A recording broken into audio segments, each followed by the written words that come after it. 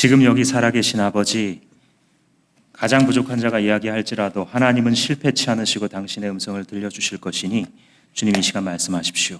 종들이 듣겠습니다. 예수님 이름으로 기도합니다. 아멘. 여러분, 돌반지 있으세요?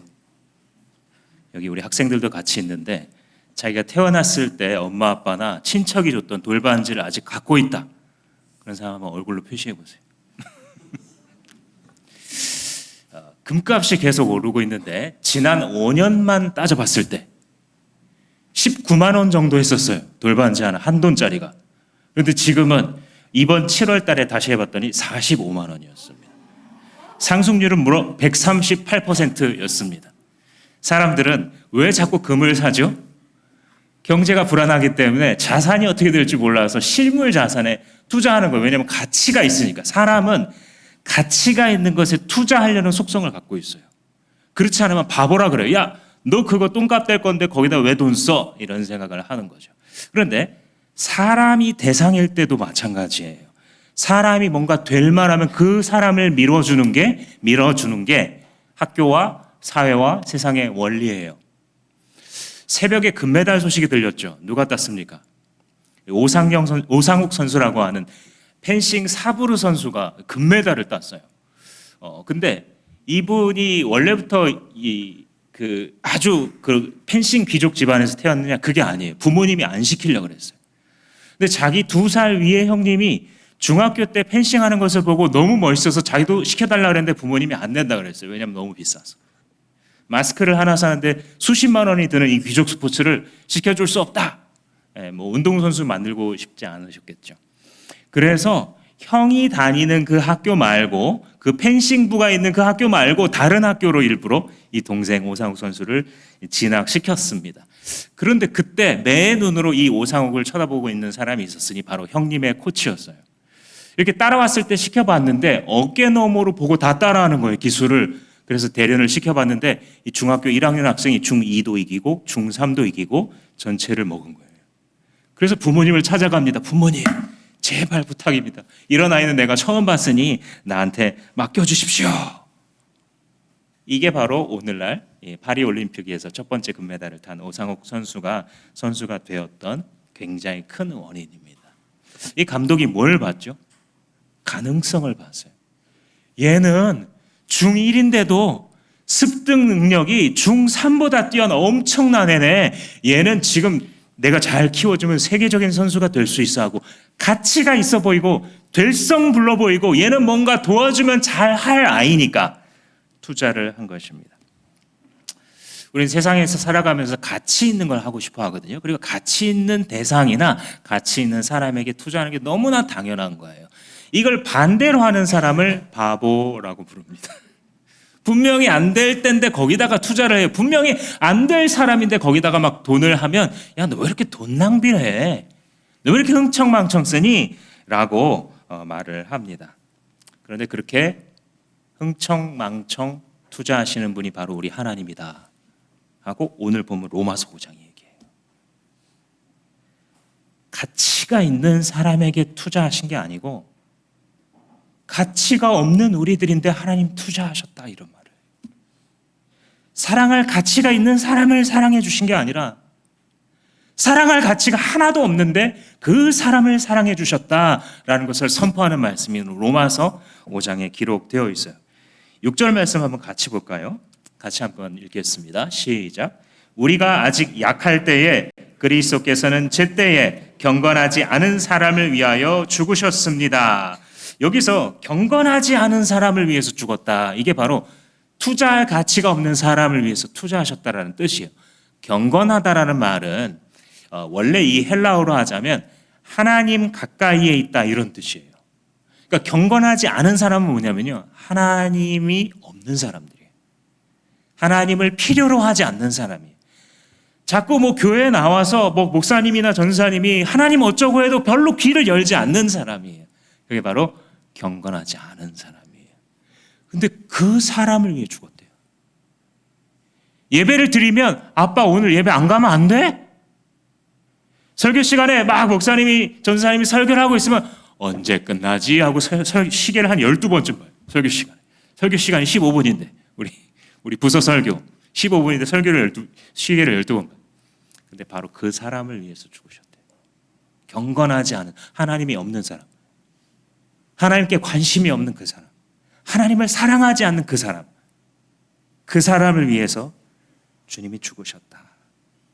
즉 싹수가 좀 보여서 얘 잘 키우면 좋은 일꾼 되겠구나 하는 사람한테 투자한 게 아니고, 싹수가 노란 놈들, 하나님을 전혀 사랑하지도 않고 가능성도 없어 보이는 사람을 위해서 예수 그리스도께서 죽으셨다. 사도 바울이 이걸 너무 외치고 싶은 거예요. 그런데 어떤 때냐, 때라는 말이 2번 나와요. 6절에 보시면 무슨 때 무슨 때? 우리가 약할 때, 그리고 제때에라는 이 두 단어가 나와요. 약할 때라는 것은 몸이 약한 걸 말할까요? 몸이 약한 걸 말하는 게 아니에요. 하나님이 원하시는 것을 지킬 능력이 없는 상태를 말해요. 여러분 가위 눌러보셨어요? 가위? 자기는 가위를 너무 좋아한다, 가위 계속 눌리고 싶다, 이런 분 있으세요? 저도 몇 번 당해봤는데 정말 겪기 싫은 게 가위예요. 그죠? 어느 날 제가 아마 중학생쯤 됐을 때예요. 그거 있잖아요. 우리는 공부를 하면서도 늘 균형 잡기 훈련을 하잖아요. 여러분 아세요? 의자의 다리는 4개지만 4개 다 필요 없다. 2개만 있으면 나는 균형을 충분히 잡고 책상에 앉을 수 있다의 그 자세 아시죠? 앞 뒷다리를 공중으로 한 15cm 든 채 뒷 2다리만을 가지고서 이렇게 껄렁껄렁 하면서, 그러면 졸지도 않고 혹시라도 넘어지면 이게 스릴이 있기 때문에, 그래서 그러다 이제 몇 번 넘어지고, 어느 날도 그 자세로 있었는데요. 이번에 이제 쿵 하겠구나. 0.5초 뒤에 내 머리가 쿵 하면서 이게 균형 조절 못했네 할 만한 타이밍이었습니다. 그런데 0.5초 뒤에 쿵 소리가 안 나는 거예요. 0.5초 뒤에 제가 뭐 하고 있냐면 하고 또 시작을 해요. 근데 또 0.5초 뒤에 또 제가 뭐 하고 있냐면 또 시작을 해요. 이게 무한 반복되는 거예요. 근데 갑자기 소름이 끼치면서 이게 도대체 뭐지? 이게 뭔데 계속 반복되고 있지? 그 의자에서 좀 기울어졌는데 해서 넘어지는구나 했을 때 라는 소리가 나오는데 그게 반복되고 있는 거예요. 계속 반복돼요.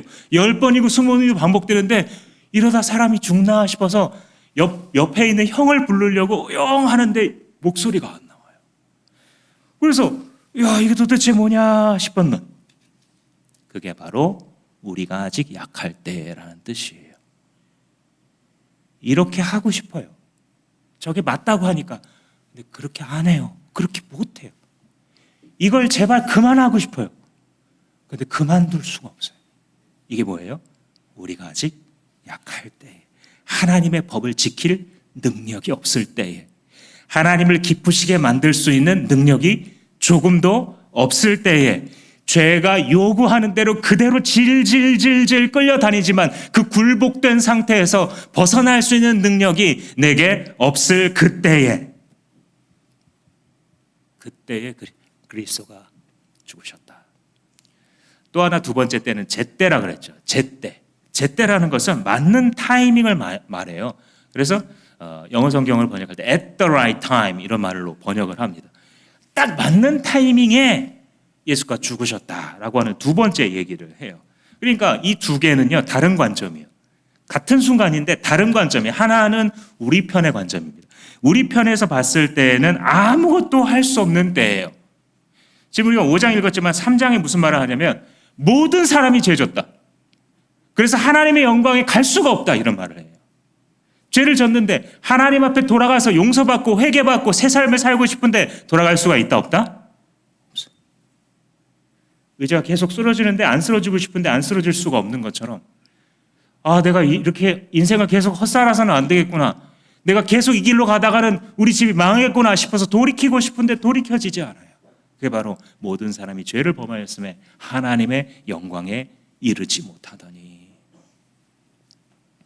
그때 하나님 예수 그리스도께서 죽으셨는데, 예수님의 제때라고 하는 이 제때는 무슨 뜻일까? 이 때라는 말이 2가지로 설명을 해요. 성경에서. 크로노스의 때가 있어요. 이 헬라어의 그리스 말에 있습니다. 크로노스는요 객관적 물리적 시간이에요. 이것은 간격이 변하지 않습니다. 1초, 2초, 3초가 방금 지나갔고, 이것은 여기서 재도 여러분 집에서 재도 저기 중국에 가서 재도 똑같은 시간으로 흘러요. 객관적인 시간이고 어떤 의미 부여가 없습니다. 시계로 측정하면 늘 일정한, 그것을 크로노스의 시간이라고 불러요. 그래서 여러분들 무슨 연대기, 나니아 연대기 뭐 이런 걸 할 때 크로놀로지라는 말을 씁니다. 이건 뭐냐면 객관적인 시간 흐름에 따라서 일어났던 사건을 정리해 주는 거예요. 이게 연대기라고 불러요.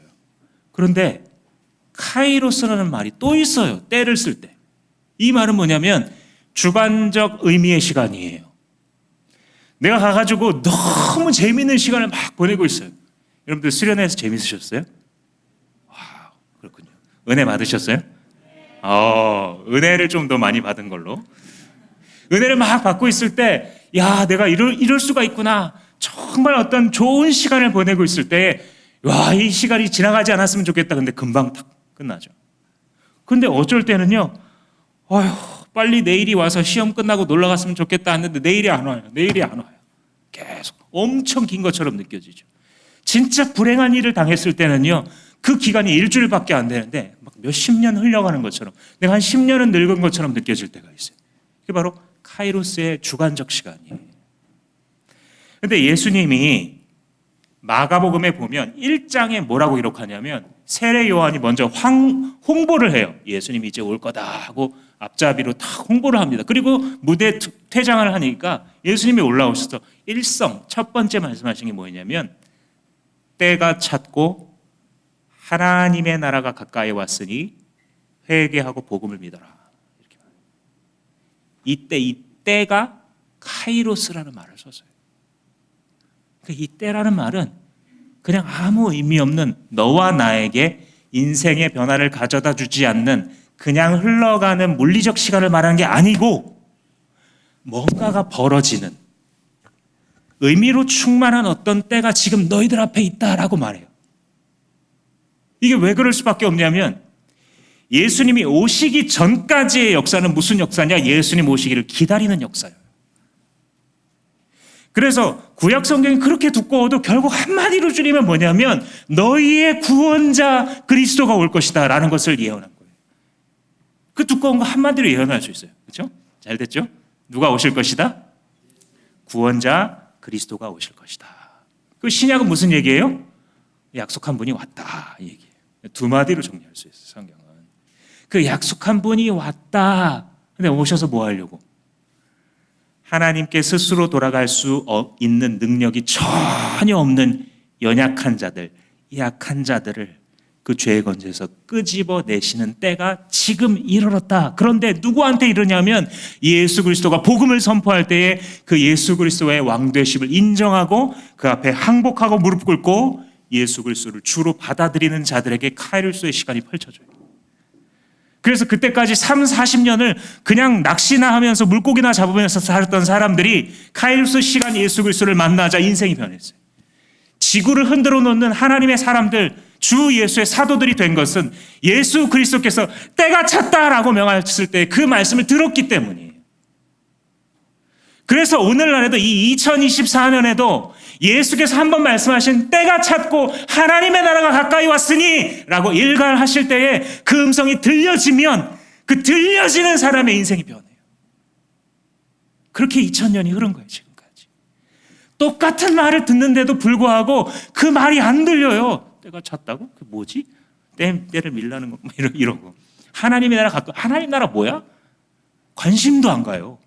이게 참 신기해. 사람이 영적인 동물인데요.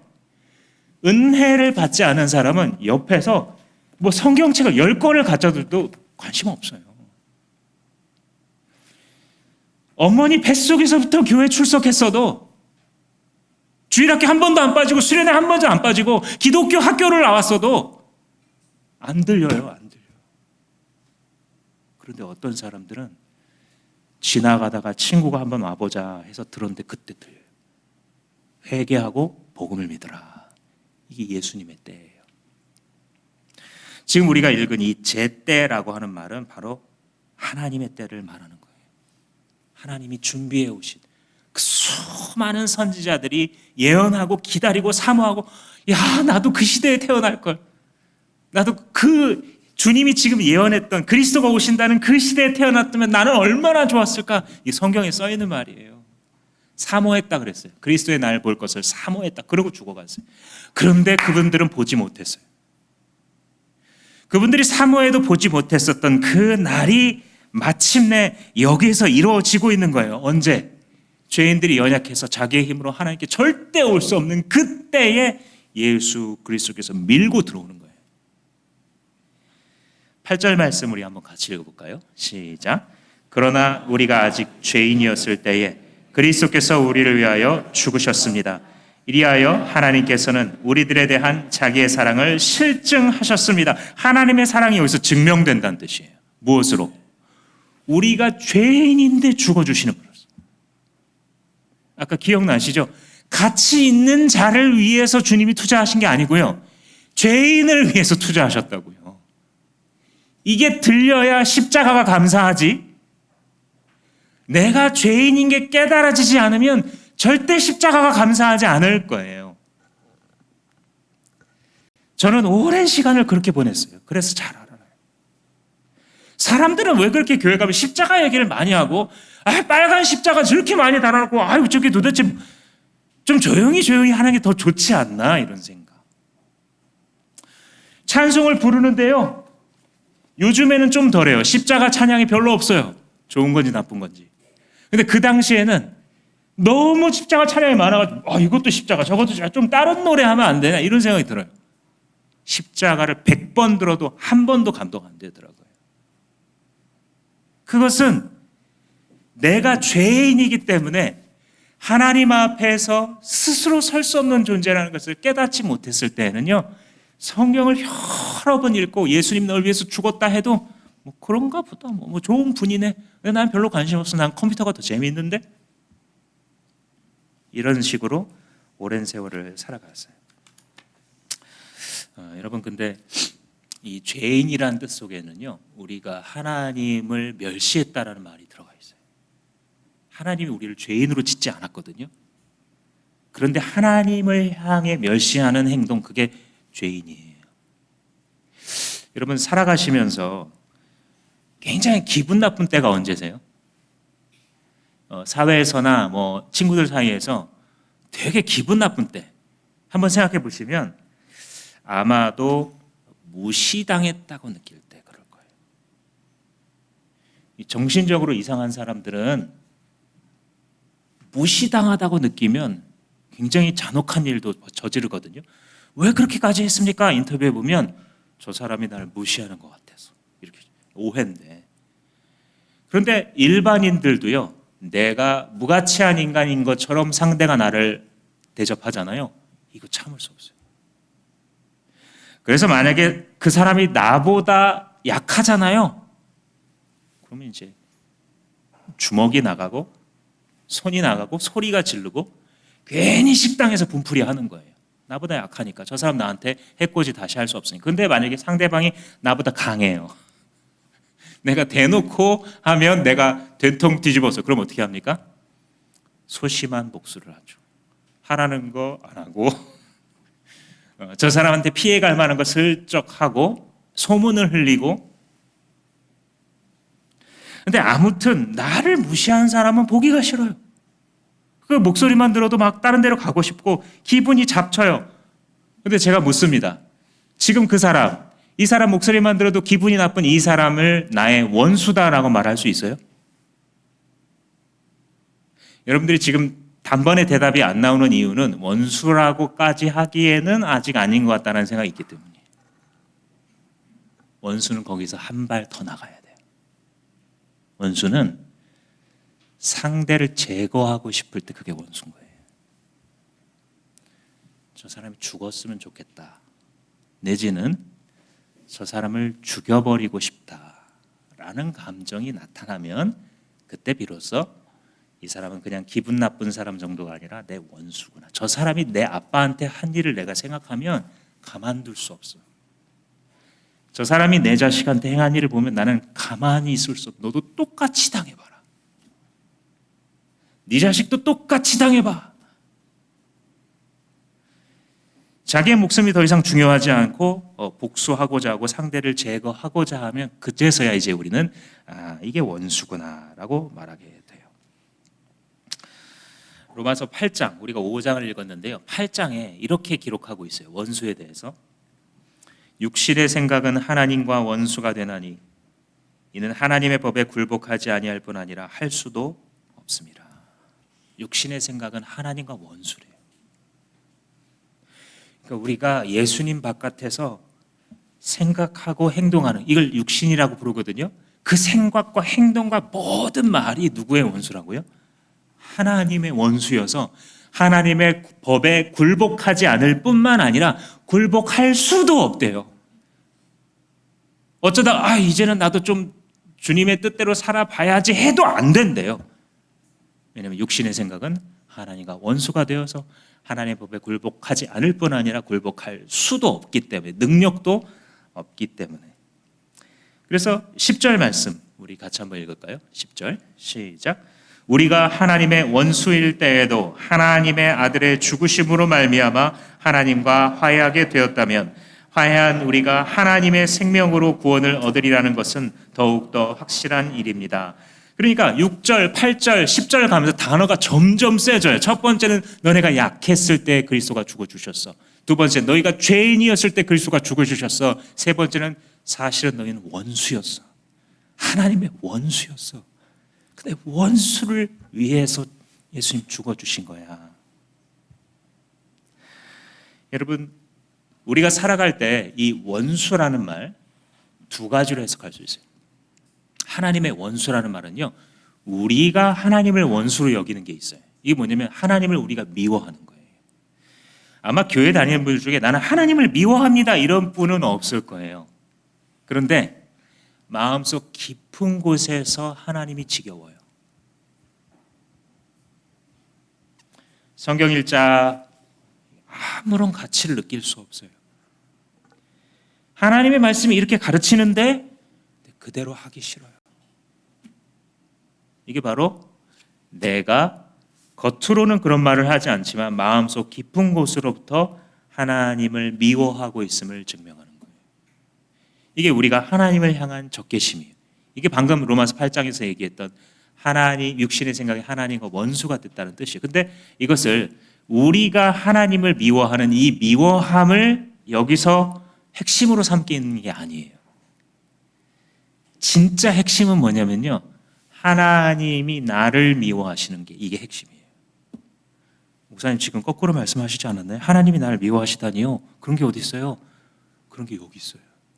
굉장히 중요한 복음의 핵심이에요.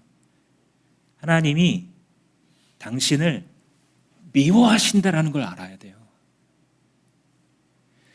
이것은 지금 사도 바울이 핵심으로 삼는 것은 전자가 아니에요. 우리가 하나님을 미워하는 거, 이거 5장에 이거 얘기하는 게 아니에요. 하나님의 미워하심, 이게 핵심이에요. 하나님이 어떻게 도대체 우리를 미워할 수 있느냐? 우리의 죄 때문이에요. 우리의 죄에 대해 거룩하신 하나님께서 자연스럽게 느끼는 반응, 그것이 죄를 미워함이에요.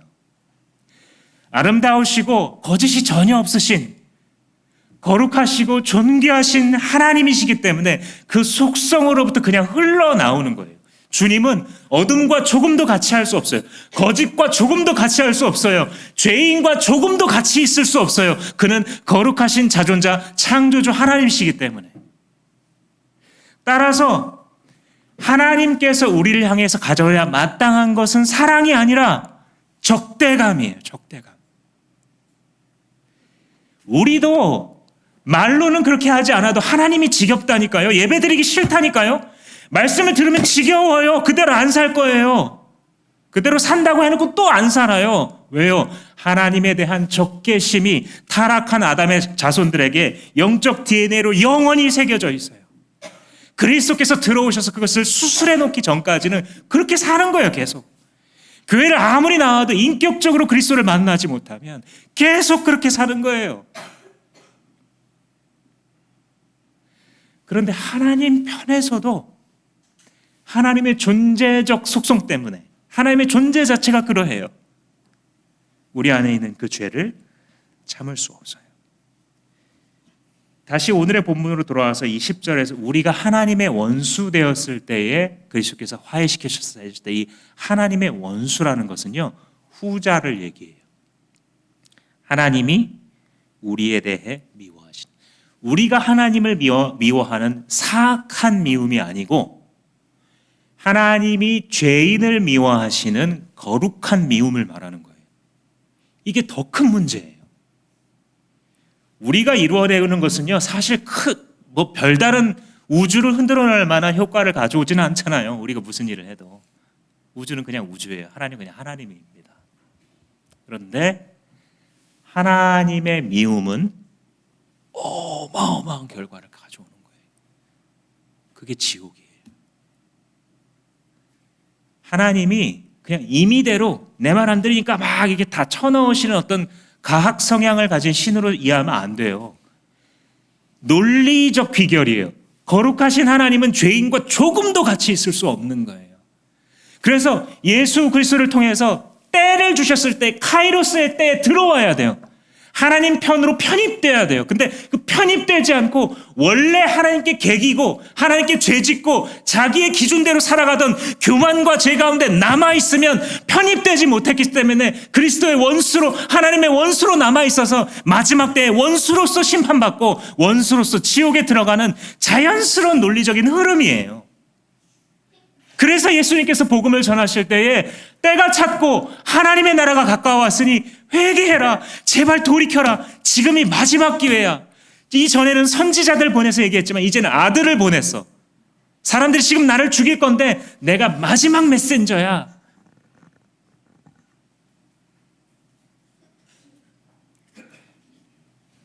그래서 우리는 우리가 생각하는 것과 우리가 행동하는 모든 죄를 가지고 하나님을 모욕할 수밖에 없고, 그래서 하나님은 거룩한 적개심을 가지고 우리를 미워하시고 심판으로 이끌어 가실 수밖에 없는 바로 그때에 하나님의 아들이 죽으심으로 우리를 하나님과 화해시켰다.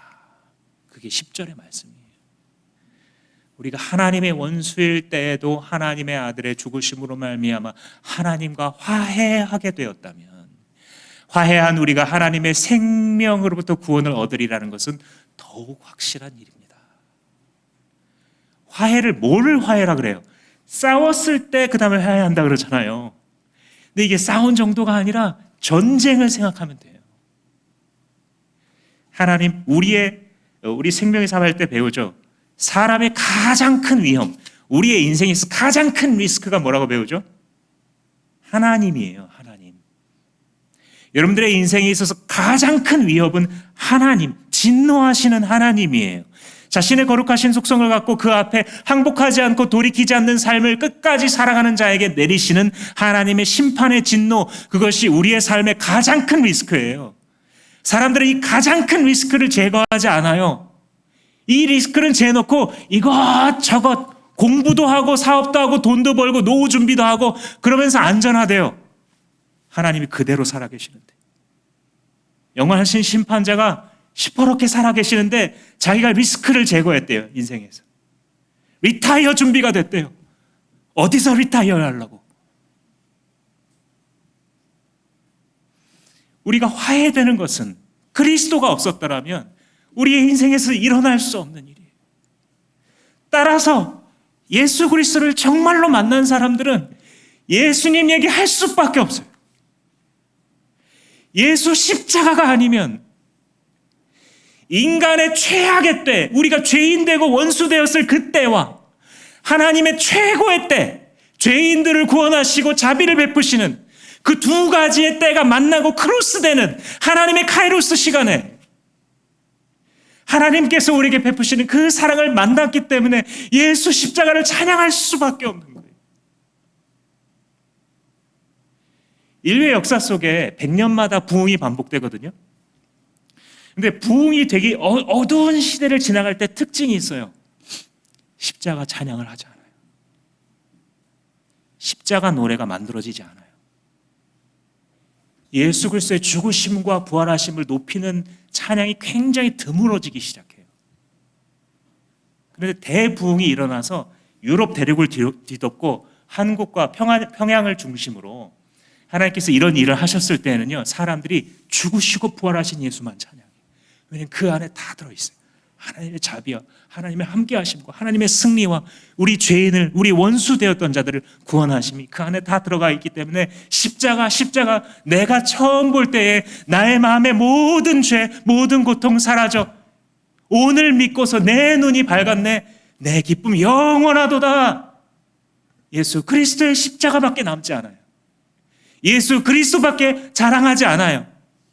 내게 이 은혜를 베푸신 하나님만 의지해요. 그 다음부터 내가 그 전까지 의지해 왔었던 돈과 외모와 학식과 집안 배경과 친구들, 이런 것들의 의미가 확 낮아져요. 너도 친구야, 너도 예수 좀 알아야 될 텐데.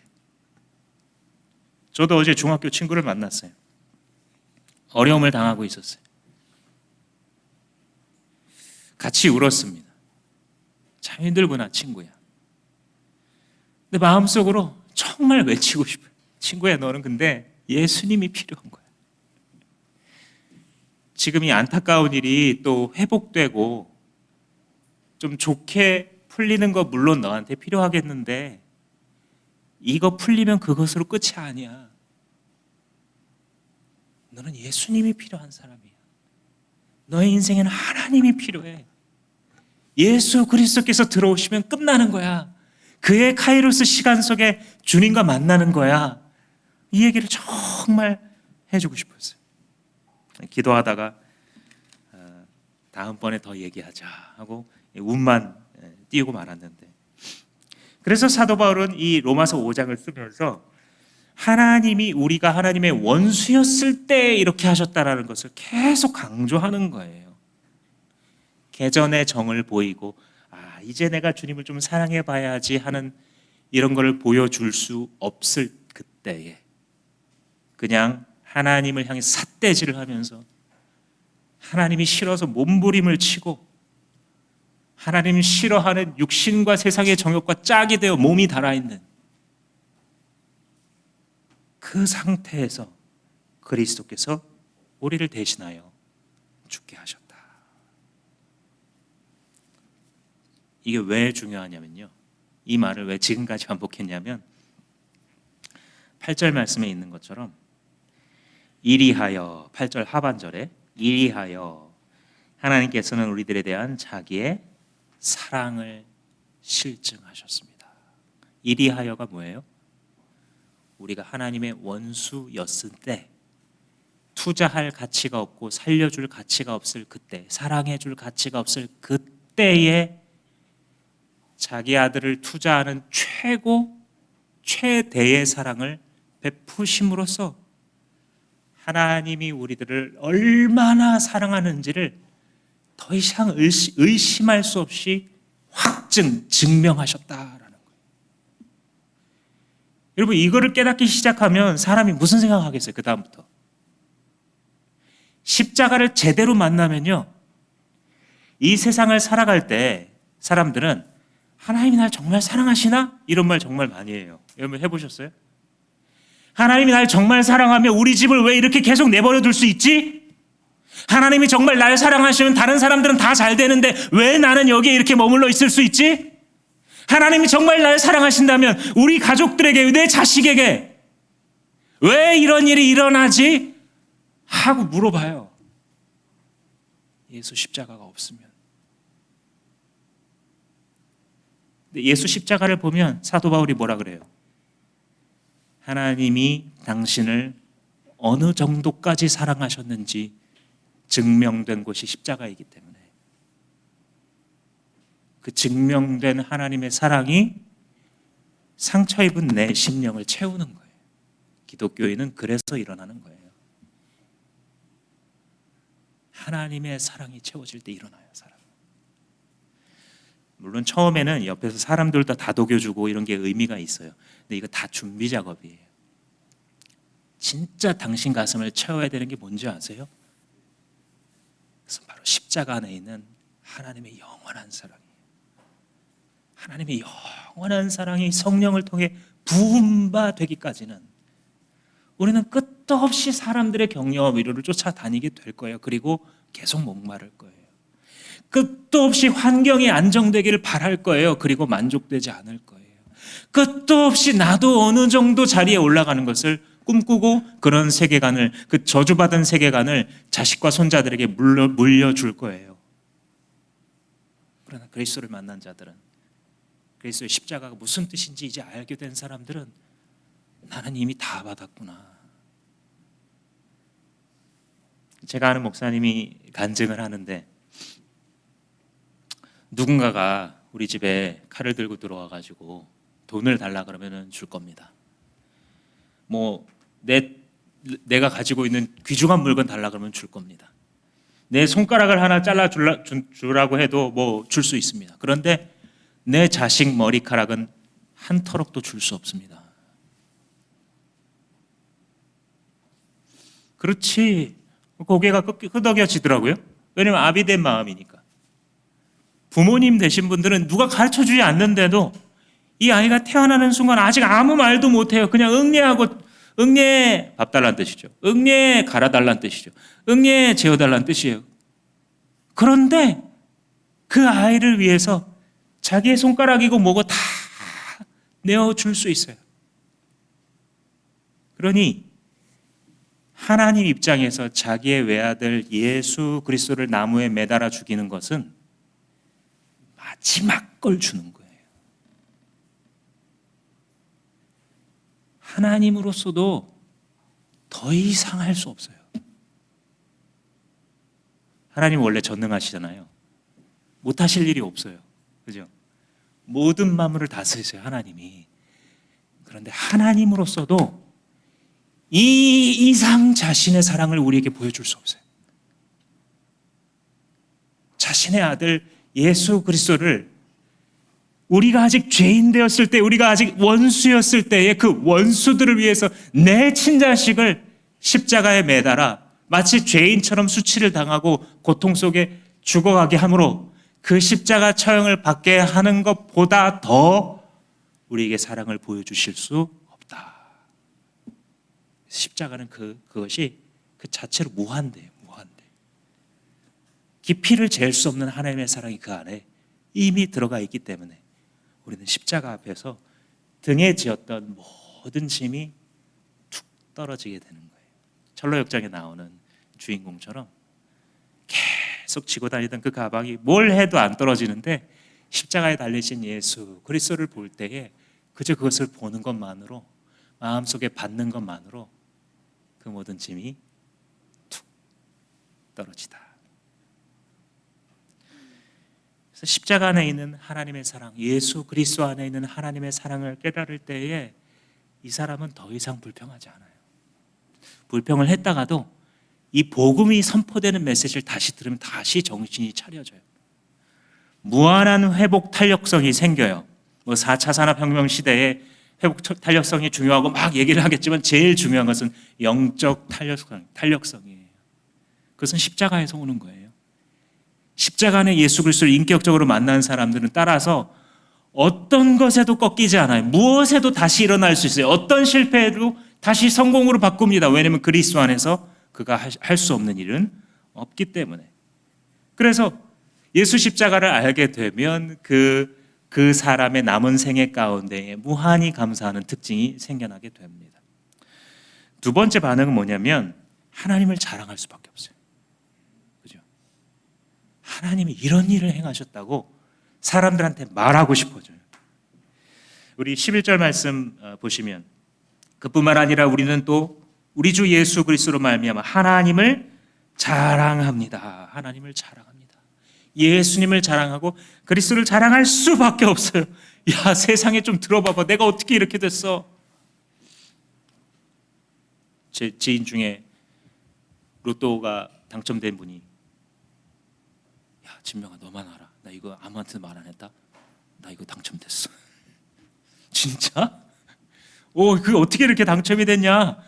근데 이거 괜히 섣불리 말했다가 주변에서 시끄러워질까 봐 말을 못했는데 말하고 싶어 죽겠는. 그죠? 왜냐하면 정말 황당한 일이 일어난 거예요. 좋은 일이지만 황당한 일이 일어난 거예요. 말하고 싶은 거예요. 내가 죄인인 걸 깨닫고 나 하나님 원수였었구나. 나 그렇게 생각 안 했는데. 나는 그냥 사랑받아 마땅한 존재인 줄로만 알았는데 그게 아니라 심판받아 마땅한 존재를 주님이 구원하신 거구나. 이걸 깨닫고 나니까 하나님이 보여요. 예수 그리스도가 다시 보여요. 십자가의 의미를 이제 알기 시작했어요. 그러니 이걸 말하고 싶어 견딜 수 없죠. 이런 일이 나한테 일어났는데. 하나님을 자랑하는 것은 모든 참신자에게 나타나는 자연스러운 반응입니다. 하나님이 어떤 일을 행하셨는지 들어보세요. 세 번째로는 이거랑 연결돼 있어요. 그래서 자기를 자랑할 수 없게 돼요. 그 다음부터. 율법주의로 기독교를 믿는 분들이 있어요. 이분들은 자기를 자랑해요. 왜냐하면 자기가 성경 열심히 읽었거든요. 자기가 교회 안 빠지고 열심히 다녔고 11조 헌금하라는 거 열심히 했거든요. 때로 어려운 사람한테 구제금 막 보냈거든요. 그러니까 자기가 행했어요. 여기 오기까지. 그러니까 자랑할 게 있는 거예요. 근데 미안하지만 그 사람에게 그리스도의 십자가는 없는 거예요. 그리스도의 십자가는 다른 모든 공로들에 대해서 no라고 말해요. 다른 모든 우리가 하는 행위들은 하나님 앞에 단 하나도 선이라고 내어 드릴 수 있는 것이 없다. 왜? 육신의 생각은 하나님과 원수가 되나니 우리는 하나님의 법을 행하지 않을 뿐더러 행할 수도 없음이라. 내가 선하다고 생각했던 모든 것들이 사실은 이기적 동기임을 성령께서 깨닫게 하셔서 심지어 어려운 사람에게 돈을 보내고 한 것조차도 내 마음속에 자기 만족. 그래서 자기를 자랑하지 않고 주님만을 자랑하는 삶을 살게 되는 것입니다. 한 가지 책을 소개해드리면서 말씀을 맺고자 합니다. 오늘 우리 생명의 삶을 또 마치신 분 중에 우수상을 받으시는 분들은 탕부 하나님이라는 책을 제가 드렸습니다. 잘 여러분들 들어보신 팀 켈러 목사님이 쓰신 책인데 영어 원제가 Prodigal God입니다. 프로디거를 탕자 이렇게 이제 번역을 하거든요. 그래서 성경에서 아버지 유산을 다 가져가다 써버리는 사람을 탕자라 그러잖아요. 근데 프로디갈 선이거든요. 그러니까 프로디갈은 뭐냐면 아무데나 막 다 써서 낭비하고 다 없애버린 이때 프로디거 탕자라는 말을 쓰게 되는데 이거 하나님한테 갖다 붙였어요. 프로디거 갓 탕부 하나님. 너무 도발적인 제목인데 이게 신성모독을 하는 게 아니고요.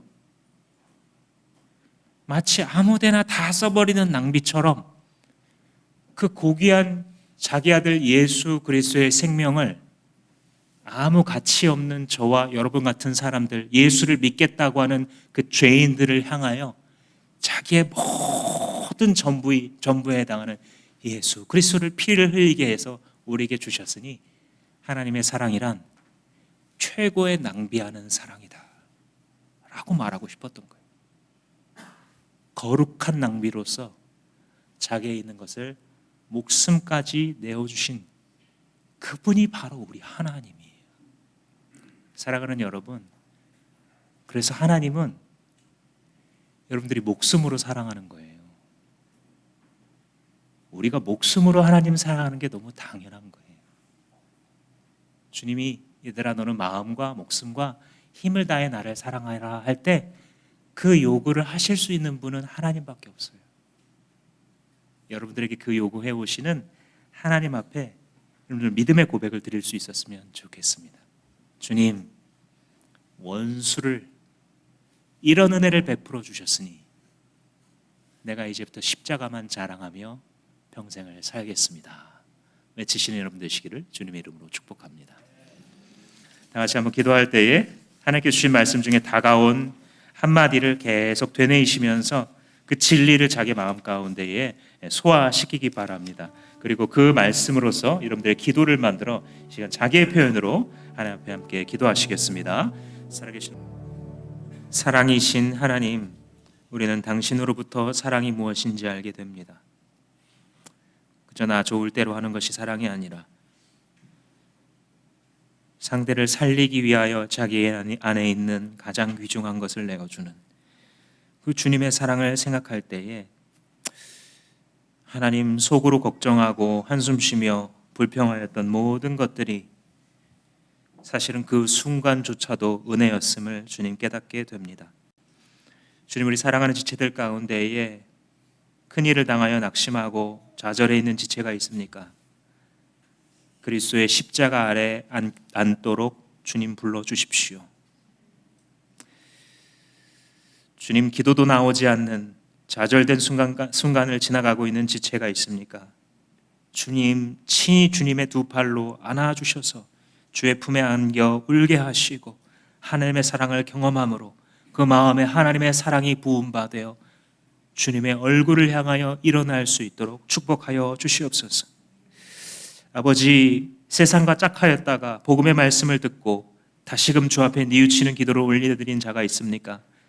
주님, 그 기도를 받아주시고, 하나님, 우리는 불신실한 자여서 불경건한 자여서 늘 주님을 실망시킬 수밖에 없지만은, 그러나 우리 안에 예수의 피가 뿌려졌으니 오 성령이여, 이 시간도 역사하여 주셔서 오늘도 우리를 충만하게 하시고 주의 사람답게 변화되게 하시며, 우리가 할 수 없는 그것이 주님의 은혜에 대한 감격 때문에 주의 뜻 가운데 온전히 성취될 수 있도록 주님 은혜를 베풀어 주시옵소서.